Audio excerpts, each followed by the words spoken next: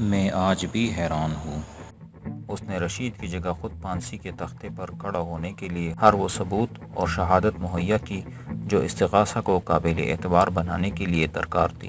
وہ ایک باپ تھا، اپنی بچی پر قربان ہو گیا۔ بعض واقعات ایسے حیران کن ہوتے ہیں کہ سچے ہونے کے باوجود جھوٹے لگتے ہیں۔ پولیس والوں کے سامنے ایسے واقعات زیادہ آتے ہیں جو عام شہریوں کے لیے ناقابل یقین حد تک حیران کن ہوتے ہیں۔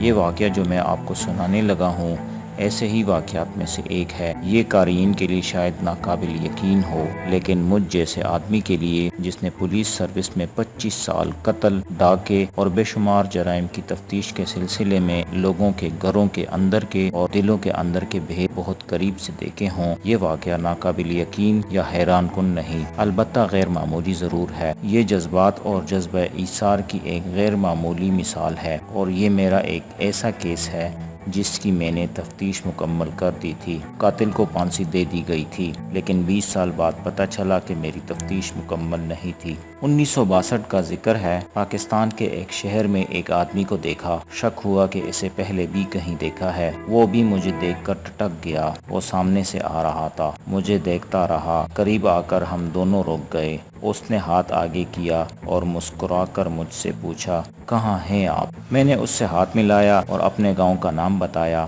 میں یاد کرنے کی کوشش کر رہا تھا کہ اسے کہاں دیکھا تھا۔ 25 سال کی سروس میں لاکھوں انسانوں سے پالا پڑا تھا، ان میں ملزم، مشتبہ، گواہ اور عدالتوں کے اہلکار تھے۔ کسے کیسے یاد رکھا جا سکتا ہے؟ اس نے پوچھا، اب تو آپ ڈی ایس پی یا ایس پی ہوں گے۔ میں نے اسے بتایا کہ پاکستان بنا تو 2-2.5 سال بعد پینشن مل گئی تھی۔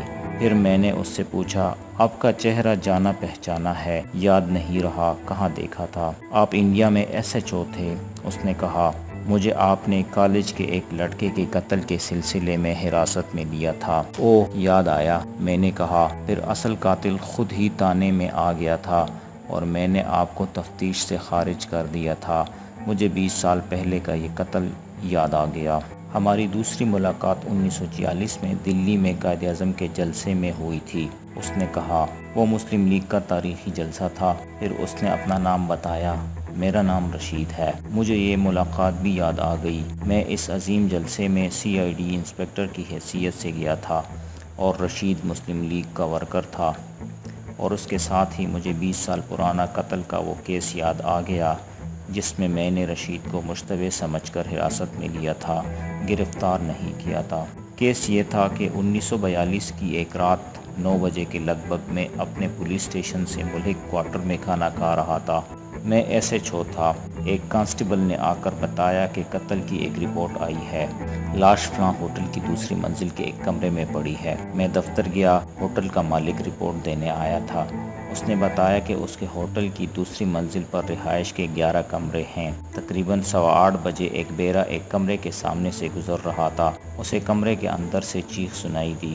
اس نے دروازہ کھولا تو اس کی نظر فرش پر پڑی، جہاں اس کمرے میں رہنے والے 3rd ایئر کا ایک اسٹوڈنٹ فرش پر تڑپ رہا تھا اور اس کا خون بہہ رہا تھا۔ اس کی عمر کا ایک لڑکا جو اس کے پاس کھڑا تھا، بیرے کو دیکھ کر اتنا تیز دروازے کی طرف دوڑا کہ بیرے کو اس کا دھکا لگا۔ بیرا گرتے گرتے بچا اور وہ لڑکا بھاگ گیا۔ بیرے نے اس کا پیچھا کرنے کی بجائے ہوٹل کے مینیجر کو جا بتایا۔ مینیجر نے مالک کو بتایا۔ سب کمرے میں گئے تو لڑکا مر چکا تھا۔ میں نے 2 کانسٹیبل لیے اور ہوٹل میں پہنچا۔ وہاں سب سے بڑی خرابی یہ دیکھی کہ ہوٹل کے باہر اتنے لوگ جمع تھے کہ ٹریفک رکی ہوئی تھی۔ ہوٹل کے کھانے کے ہال میں تماشائیوں کا ہجوم تھا، اور جب میں اوپر گیا تو رہائشی کمروں کے سامنے لوگ سر کے بالوں کی طرح جمع تھے۔ میں نے اور کانسٹیبلوں نے بڑی ہی مشکل سے لوگوں کو ہٹایا۔ وہاں تو آنسو گیس پھینکنے کی ضرورت محسوس ہو رہی تھی۔ چند آدمی کمرے کے اندر بھی چلے گئے تھے۔ اس کا نتیجہ یہ تھا کہ پاؤں اور انگلیوں کے نشان ملنے کا سوال ہی ختم ہو گیا تھا۔ یہ نشان قتل کی ایسی واردات کی تفتیش میں مدد دیتے ہیں جس کا مجرم کوئی اور سراغ چھوڑے بغیر بھاگ گیا ہو۔ لوگوں کو برآمدے سے ہٹایا۔ جب ہجوم چلا گیا تو کمرے اور برآمدے میں خون ہی خون تھا جو تماشائی اپنی جوتیوں کے ساتھ کمرے سے باہر لے آئے تھے۔ مقتول فرش پر پڑا تھا۔ 18-19 سال کی عمر کا خوبرو مسلمان نوجوان تھا۔ لاش فرش پر پیٹ کے بل پڑی تھی۔ قمیص ہٹا کر دیکھا، دل کے مقام پر چاقو کا زخم تھا۔ چاقو اس کے قریب پڑا تھا، خون بہہ کر دروازے سے بھی باہر چلا گیا تھا۔ فرش پر ٹوٹی ہوئی ایک چائے دانی کے ٹکڑے بکھرے پڑے تھے اور ایک ٹوٹی ہوئی پیالی کے 2 ٹکڑے ذرا دور پڑے تھے۔ کمرے میں نے ہر چیز کو غور سے دیکھا۔ میز کے دراز میں مقتول کی گھڑی رکھی تھی، ایک نوٹ 5 روپے کا اور 3 1 روپے کے سکے پڑے تھے۔ ٹرنک کا تالا بند تھا۔ میرے سامنے یہ سوال آیا، کیا یہ قتل ڈکیتی کے لیے کیا گیا؟ اس سوال کا جواب مجھے کالج کے 2 طالب علموں سے جلدی مل گیا جو ہوٹل میں کھانا کھا رہے تھے۔ وہ خود ہی آ گئے، کمرے کے دروازے میں آ کر کھڑے ہو گئے۔ میں نے انہیں وہاں سے چلے جانے کو کہا تو ایک نے کہا، ہم آپ کی مدد کرنا چاہتے ہیں۔ قاتل شاید وہی لڑکا تھا جسے ہم نے قتل سے پہلے کھانے کے حال سے گزر کر بالائے منزل پر جاتے دیکھا تھا۔ رہائشی کمروں میں جانے کا ایک راستہ ہال میں سے تھا، سیڑھیاں ہال سے اوپر جاتی تھی اور دوسرا راستہ جو مجھے دکھایا گیا وہ پچھواڑے سے تھا، وہ بھی سیڑھیاں تھی۔ اس کے ساتھ کچھ جگہ کھلی تھی اور ذرا پرے ہوٹل کے ملازموں وغیرہ کے لیے 3 4 کمرے تھے۔ ان لوگوں نے بتایا کہ مقتول ان کا کلاس فیلو تھا، 3rd ایئر میں پڑھتا تھا۔ اس کالج کے ایک لڑکی کے ساتھ مقتول کی لڑائی ہوئی تھی۔ اس لڑکی کا نام رشید ہے اور وہ ہوٹل میں رہتا ہے۔ ہمارے کالج سے تھوڑی دور لڑکیوں کا کالج ہے۔ لڑکے اپنے کالج سے نکل کر لڑکیوں کو پریشان کرتے رہتے ہیں۔ مقتول رفت نام کی ایک طالبہ کے پیچھے پڑا ہوا تھا۔ اس لڑکی کا دوستانہ رشید کے ساتھ ہے، انہیں اکثر اکٹھے دیکھا گیا ہے۔ مقتول کا خیال تھا کہ لڑکی اچھے چال چلن کی نہیں، وہ اسے پھانسنے کی کوشش کرتا رہتا تھا۔ پرسوں رشید اور مقتول کی لڑائی ہوئی تھی۔ رفت چونکہ بہت خوبصورت لڑکی ہے اور امیر والدین کی بیٹی ہونے کی وجہ سے شوق بھی ہے، اس لیے لڑکوں کے کالج میں اس کا چرچا عام رہتا ہے۔ رشید بھی امیر کبیر خاندان کا لڑکا ہے۔ ان دونوں لڑکوں نے مزید بتایا کہ وہ ہوٹل میں شام کا کھانا کھا رہے تھے۔ انہوں نے رشید کو کھانے کے حال میں داخل ہوتے دیکھا۔ وہ رکا اور حال میں بیٹھے تمام لوگوں پر نگاہ دوڑائی۔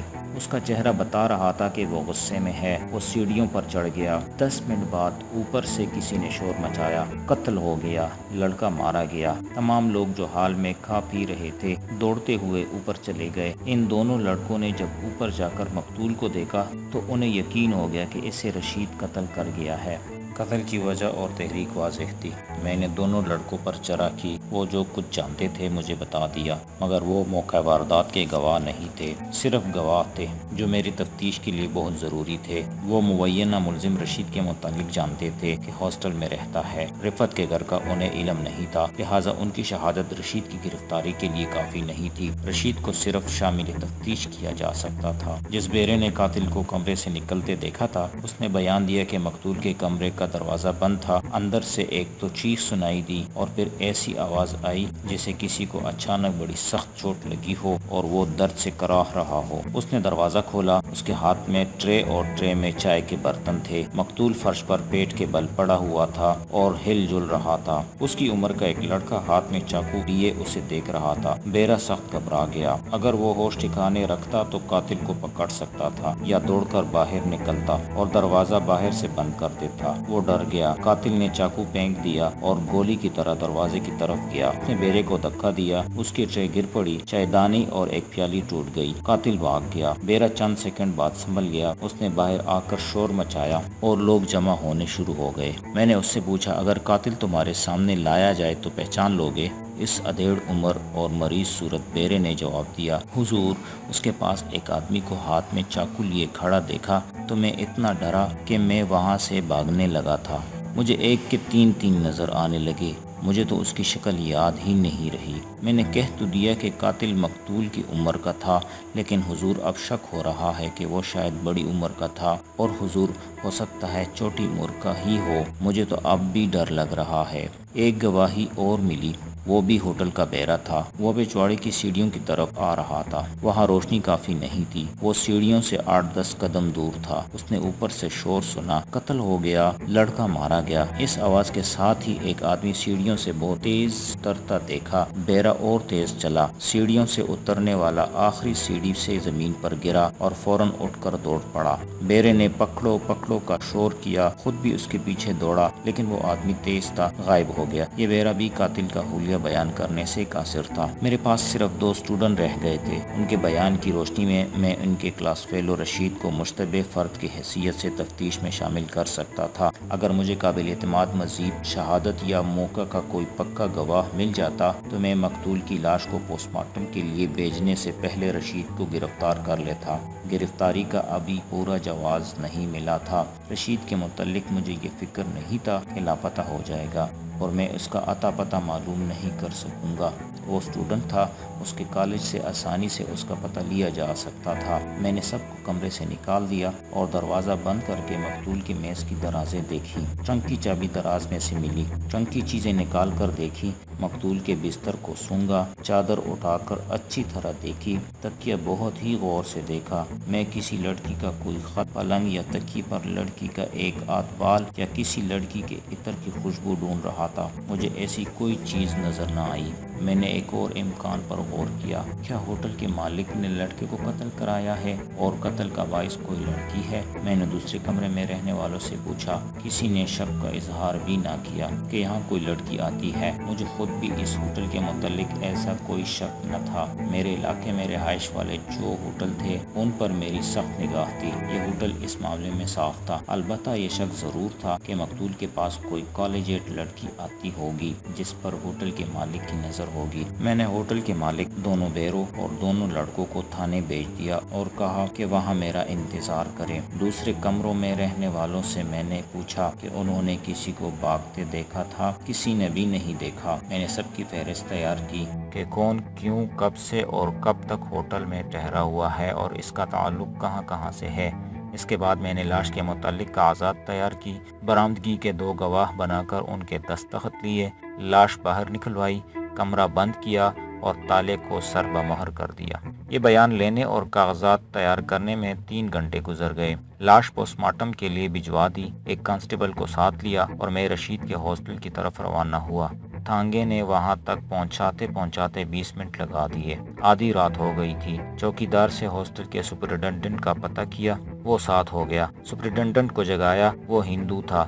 پولیس کو دیکھ کر گھبرا گیا۔ میں نے اسے تسلی دلاسا دے کر بتایا کہ 3rd ایئر کے اسٹوڈنٹ رشید کا کمرہ بتا دے اور خود ساتھ چلیں۔ اس سے مقتول اور رشید کے متعلق پوچھا۔ اس نے کہا، اگر آپ مسلمان ہیں تو برا نہ منانا۔ مسلمان جاگیروں اور انگریزوں کے انعام خور باپوں کے مسلمان لڑکوں نے ہمارا ناک حق میں دم کر رکھا ہے، شہزادوں کی طرح رہتے ہیں۔ ہندوؤں، سکھوں، عیسائیوں اور غریب مسلمانوں کے لڑکے دیکھیے تعلیم میں دھیان رکھتے ہیں، لیکن امیر مسلمانوں کے بیٹے کالج اور ہاسٹل میں عیش کرنے آتے ہیں۔ رشید کے متعلق مجھے کئی رپورٹیں ملی ہیں۔ اس کے کمرے میں ایک خوبصورت لڑکی آتی ہے، کبھی تو 2-2 3-3 گھنٹے کمرے میں اس کے ساتھ رہتی ہے اور کبھی رشید اس کے ساتھ نکل جاتا ہے۔ مقتول کو بھی میں جانتا ہوں، اسی کماش کا لڑکا ہے۔ مجھے بالکل معلوم نہیں تھا کہ ان کی آپس میں کوئی دشمنی تھی یا نہیں۔ رشید کے کمرے کا دروازہ اندر سے بند تھا۔ دستک دی تو دروازہ فوراً کھل گیا، جس کا مطلب یہ تھا کہ رشید سویا ہوا نہیں تھا، اس نے بتی جلا دی تھی۔ میں نے ایک نظر میں اسے سر سے پاؤں تک دیکھا۔ اس نے پاجامہ اور کرتا پہن رکھا تھا۔ اس کے چہرے پر گھبراہٹ بہت صاف تھی۔ میں نے اسے مسکرا کر کہا، گھبراؤ نہیں بیٹا، میں تمہیں گرفتار کرنے نہیں آیا۔ تمہارا ایک دوست قتل ہو گیا ہے، اس کے متعلق تم سے 2-4 باتیں پوچھنی ہے۔ اس نے فوراً کہا، وہ مر گیا ہے؟ اسے پوچھنا چاہیے تھا کہ کون سا دوست قتل ہوا ہے، کہاں قتل ہوا ہے، کس نے قتل کیا ہے۔ اس نے یہ پوچھ کر کہ وہ مر گیا ہے میرا شک پختہ کر دیا کہ قاتل یہی ہے، اور اگر یہ نہیں تو اسے علم ضرور ہے۔ میں نے اسے کہا، تم نے چاقو ایسی جگہ مارا ہے کہ اس کے بچنے کی کوئی صورت ہی نہیں تھی۔ وہ سنبھل گیا، بلکہ بدک گیا اور ہکلا کر کہنے لگا، میں نے اسے چاقو مارا ہے؟ آپ کس کے متعلق بات کر رہے ہیں؟ میں تو سویا ہوا تھا۔ اس کا لہجہ و انداز اس کے خلاف گواہی دے رہا تھا۔ میں نے اس سے پوچھا، آج شام تم نے کون سے کپڑے پہنے تھے؟ اس نے کونٹی سے لٹکا ہوا ایک سوٹ اور قمیص دکھائی۔ میں نے ان کپڑوں کو اچھی طرح دیکھا، خصوصاً پتلون کو۔ پھر میں نے اس کی ساری پتلونیں دیکھی جو اس نے میرے کہنے پر میرے سامنے رکھ دی۔ اس کے بستر کو الٹ پلٹ کر دیکھا۔ شاید اس نے واردات کے وقت پہنے ہوئے کپڑے چھپا دیے ہوں۔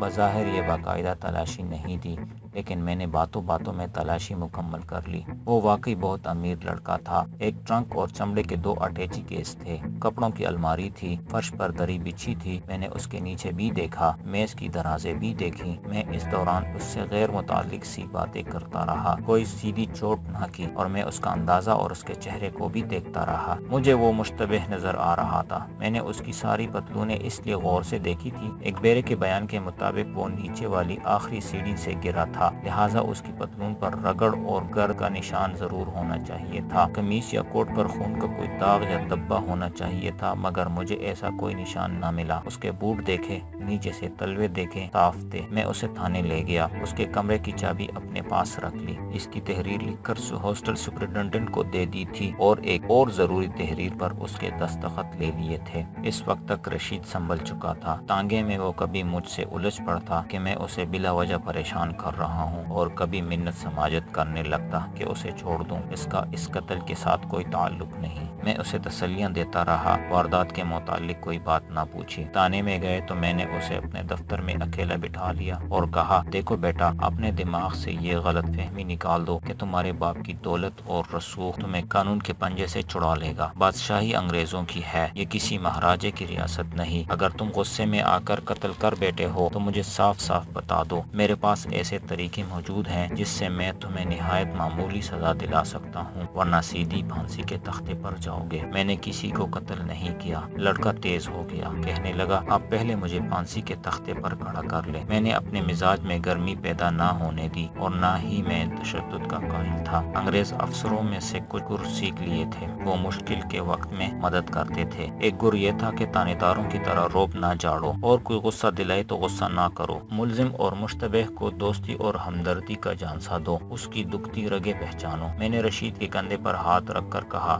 بیٹا، میں نے یہ تو نہیں کہا کہ تم نے قتل کیا ہے، میں تو ابھی بہت سے آدمیوں سے یہی بات کہوں گا جو تمہیں کہہ چکا ہوں۔ تم مسلمان کے بیٹے ہو، میں بھی مسلمان ہوں، میں بلا وجہ تمہیں پریشان نہیں کروں گا۔ میں یہ کبھی برداشت نہیں کروں گا کہ ایک مسلمان لڑکا ہندوؤں اور سکھوں کے سامنے ایک لڑکی کے دوستی کے سلسلے میں قتل کے الزام میں عدالت میں پیش کیا جائے۔ تم ذرا میری مدد کرو۔ رفت کیسی لڑکی ہے، تمہارے علاوہ کسی اور کے ساتھ بھی اس کی دوستی ہے؟ اس کا رنگ پیلا پڑ گیا۔ آپ رفت کو کس طرح جانتے ہیں؟ میں یہ بھی جانتا ہوں کہ رفت پر تمہاری اور مقتول کی چپکلش تھی۔ میں نے اسے بتایا، تمہاری اور مقتول کے ہاتھا پائی بھی ہو چکی ہے۔ تم آج شام اس ہوٹل میں گئے تھے جہاں مقتول رہتا تھا، تم اسے قتل کر چکے تو ایک بیرا اندر آ گیا، تم اسے دھکا دے کر بھاگ گئے۔ میں یہ بھی جانتا ہوں کہ تم آخری سیڑھی سے گرے تھے۔ میں یہ بھی جانتا ہوں کہ تم نے مجھے اپنی 6 پتلونیں دکھائی ہیں، تم نے 7ویں پتلون کہیں چھپا دی ہے۔ تمہارے کمرے میں رفت کے ایسے نشان موجود ہیں جنہیں تم چھپا نہیں سکتے۔ کمرے کی چابی میرے پاس ہے، اور میں نے اسے کہا، مجھے 2 ایسی باتوں کا علم ہے جو تم سمجھتے ہو کہ کسی کو بھی معلوم نہیں، لیکن میں چاہتا ہوں کہ وہ 2 باتیں تم خود مجھے بتا دو تاکہ میں اس تعاون کے بدلے تمہیں پھانسی اور عمر قید سے بچا سکوں۔ اس کی آنکھیں ٹھہر گئی اور وہ میرے منہ کی طرف دیکھنے لگا۔ میں نے اس کی آنکھوں میں آنکھیں ڈال دی، اس پر تو جیسے سکتہ طاری ہو گیا تھا۔ میں نے اسے پوری طرح بچھاڑنے کے لیے پوچھا، رفت کی سبز رنگ کی چوڑیاں تمہاری پسند کی ہے یا رفت کی؟ وہ کچھ بھی نہ بولا، اس کی آنکھیں اور زیادہ کھل گئی۔ میں نے کہا،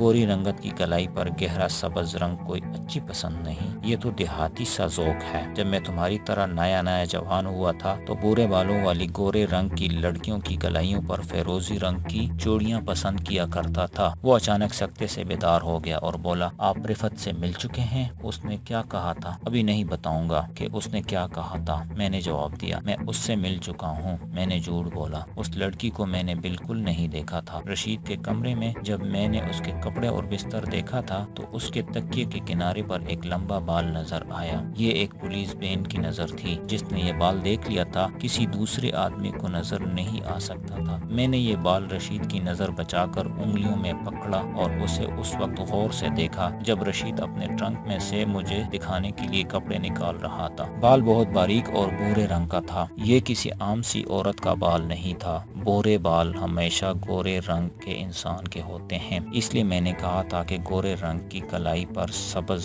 چوڑیاں اچھی پسند نہیں۔ نہیں ہے۔ اس لڑکی کی چوڑیوں کا رنگ مجھے رشید کے کمرے میں ہی نظر آ گیا تھا۔ اس کے پلنگ کے ایک پائے کے ساتھ دری کے سلوٹ میں سبز رنگ کی ٹوٹی ہوئی چوڑی کا 1 انچ کا ٹکڑا پڑا ہوا تھا۔ وہ میں نے اٹھایا، انہیں صرف دیکھا تھا۔ وہ میں نے اٹھایا نہیں، صرف دیکھا تھا۔ یہ بال اور چوڑی کا ٹکڑا رفت کا ہی ہو سکتا تھا۔ ہاسٹل سپرنٹنڈنٹ نے بتایا تھا کہ یہ لڑکی اس کے کمرے میں آتی ہے اور دیر تک وہاں رہتی ہے، اور رشید کو یقین ہو گیا کہ میں اس کے کمرے میں جانے سے پہلے رفت سے مل چکا ہوں۔ اس کا سر جھک گیا۔ میں اب اس انتظار میں تھا کہ وہ اقبال جرم کر لے گا۔ اس نے سر اٹھایا اور کہا، یقین کریں انسپکٹر صاحب، میں نے کسی کو قتل نہیں کیا۔ میں اپنی جرح کا اگلا گولہ داغنے ہی لگا تھا کہ میرے دفتر کے دروازے میں ایک آدمی آ پہنچا۔ میں سمجھا رشید کا کوئی عزیز ہوگا۔ میں نے رشید کو دیکھا۔ اس آدمی کو دیکھ کر رشید چونک گیا تھا۔ میں نے اس کے چہرے پر بڑی صاف تبدیلی دیکھی۔ اس آدمی کی عمر مجھے بعد میں پتہ چلا کہ 42 سال ہے، لیکن چہرہ اتنا شگفتہ تھا کہ میری سراغ رساں نگاہوں میں زیادہ سے زیادہ 28 سال کا معلوم ہوتا تھا۔ میں نے اسے کہا، میں تفتیش میں مصروف ہوں، آپ باہر انتظار کریں۔ باہر جانے کی بجائے وہ میری میز کے قریب آ گیا اور کہا، ہوٹل کے کمرے میں جو لڑکا قتل ہوا تھا اس کا میں قاتل ہوں۔ میری تمام سروس میں شاید یہ ایک ہی موقع آیا تھا کہ میں بوکھلایا اور مضطرب ہو گیا۔ میں نے ایسے قاتل بھی دیکھے تھے جو میری جرح سے گھبرا کر اپنا جرم مان جاتے تھے، اور ایسے قاتل بھی میرے پاس آئے جنہوں نے اپنی بیوی کو یا اس کے آشنا کو یا دونوں کو قتل کیا اور علیہ قتل کے ساتھ تھانے میں آئے اور اقبال جرم کر لیا۔ ہر پولیس انسپکٹر کو خوشی ہوتی ہے کہ تفتیش اور سراغ رسائی سے بچے، مگر اس آدمی نے آ کر کہا کہ میں اس لڑکے کا قاتل ہوں تو مجھے ایسا محسوس ہوا جیسے اس آدمی نے مجھے سر کے بل پٹخ دیا ہو۔ چند سیکنڈ تو میری زبان بند رہی، جیسے میں بول بھی نہیں سکتا۔ میں دراصل رشید کو قاتل قرار دے چکا تھا اور میں اس کے اقبال جرم، ثبوت اور شہادت کی فکر میں تھا۔ اس آدمی نے مجھے گمراہ کر دیا۔ تفتیش کرنے والے پولیس افسر کے سامنے کوئی قاتل اقبال جرم کر لے جیسے اس کی بے اولاد بیوی نے اچانک بچہ جن دیا ہو، مگر میں اس آدمی کے اقبال جرم سے معلوم نہیں کیوں خوش نہ ہوا۔ اگر کوئی آدمی تھانے میں جا کر کہے کہ میں نے ایک آدمی کو قتل کر دیا ہے اور وہ لاش بھی برآمد کرا دے تو یہ نہیں ہو سکتا کہ پولیس اسے فوراً عدالت میں لے جا کر سزا دلوا دے گی۔ پولیس کو استغاثہ، ثبوت، شہادت، علیہ قتل وغیرہ عدالت میں پیش کرنا پڑتا ہے۔ اگر استغاثہ کمزور ہو تو اقبال جرم کر کے بھی قاتل بری ہو جاتے ہیں۔ اچانک میرا دماغ میرے قابو میں آ گیا۔ سب سے پہلے میں نے اس کی پتلون پر نظر ڈالی۔ اس کے دونوں گھٹنوں پر رگڑ کے نشان تھے اور ان پر تھوڑی تھوڑی مٹی لگی ہوئی تھی۔ میں نے پوچھا، یہ اتنی اچھی پتلون آپ نے کہاں خراب کی ہے؟ میں اس لڑکے کو قتل کر کے بڑے آرام سے وہاں سے نکلنا چاہتا تھا، اس نے جواب دیا، مگر ایک بیرا اندر آ گیا۔ اسے دیکھ کر میں تیزی سے بھاگا اور بیرے کو دھکا دے کر باہر نکل گیا۔ اس کے ہاتھ میں ٹرے تھی، وہ گر پڑی۔ میں دوڑتا ہوا پچھواڑی کی سیڑھیوں سے اترا۔ آخری سیڑھیوں سے میں گھٹنوں کے بل زمین پر گرا۔ اوپر سے ایک بیرے نے شور مچایا تو نیچے ایک آدمی میرے پیچھے دوڑا۔ میں اٹھ کر بھاگا اور نکل گیا۔ میں نے مٹی بہت دور جا کر جھاڑی، لیکن پوری طرح صاف نہیں ہوئی۔ اگر یہ آدمی اپنی دفاع میں بیان دے رہا ہوتا تو میں اس پر سوالوں کا جال پھینکتا۔ وہ تو اقبال جرم کر رہا تھا۔ میں نے اسے کرسی پر بٹھا لیا اور اس سے پوچھ لیا، آپ مجھے کس طرح یقین دلا سکتے ہیں کہ آپ کا دماغ ٹھکانے ہے اور آپ بقائمی ہوش و حواس اقبال جرم کر رہے ہیں؟ آپ ہی بتائیے کہ یقین کس طرح دلایا جا سکتا ہے؟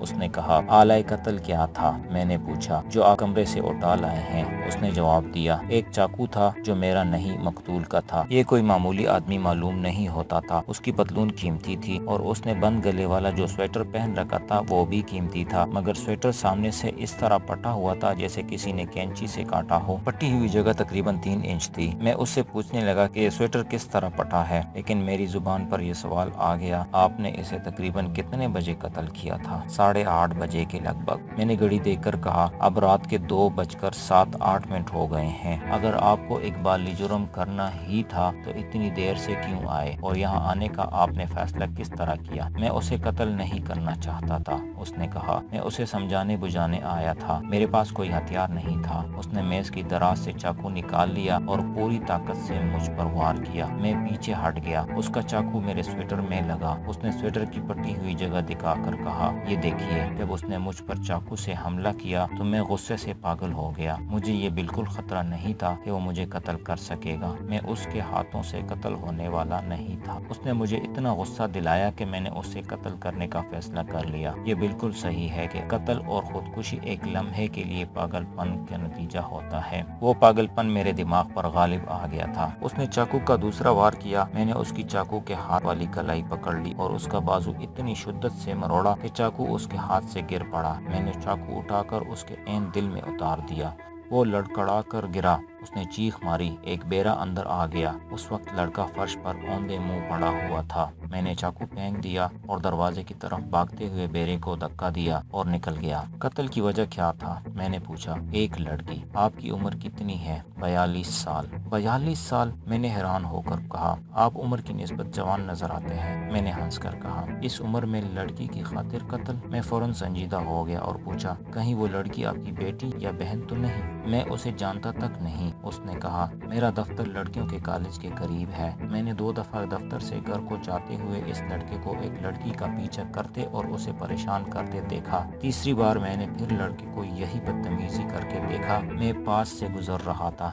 لڑکی نے مجھ سے شکایت کی۔ میں نے لڑکے کو منع کیا تو اس نے میری بے عزتی کر دی۔ میں نے اس لڑکے کو پیٹا۔ میں کچھ جذباتی سا آدمی ہوں۔ دوسرے دن میں کالج کے قریب چھپ کر کھڑا ہو گیا۔ لڑکیاں کالج سے نکلی تو یہ لڑکا کہیں سے آ گیا اور دور جا کر لڑکی کے پیچھے ہو گیا۔ میں نے جا کر لڑکے کو پکڑ لیا۔ لڑکی سے کہا کہ تم چلی جاؤ۔ لوگوں نے بچ بچاؤ کرا دیا۔ لڑکے نے مجھے گالیاں دی اور کہا کہ تم کل آنا، تمہاری لاش یہاں سے اٹھائی جائے گی۔ اس نے یہ بھی کہا، اگر یہ لڑکی تمہاری بیٹی ہے تو کل میں اسی سڑک پر اس کے کپڑے اتار دوں گا۔ مجھے لوگوں نے پکڑ رکھا تھا۔ لڑکا چلا گیا۔ کالج کے کچھ اسٹوڈنٹس وہاں کھڑے تھے۔ انہوں نے مجھے بتایا کہ یہ بڑا ڈھیٹ اور بدمعاش لڑکا ہے۔ تو یہ تھا آج کا ایپیسوڈ۔ امید کرتے ہیں آپ کو آج کا ایپیسوڈ پسند آیا ہوگا۔ اگلے ایپیسوڈ کو بروقت حاصل کرنے کے لیے اس چینل کو سبسکرائب کیجیے گا اور ساتھ ہی بیل آئیکن کو بھی پریس کیجیے گا۔ شکریہ۔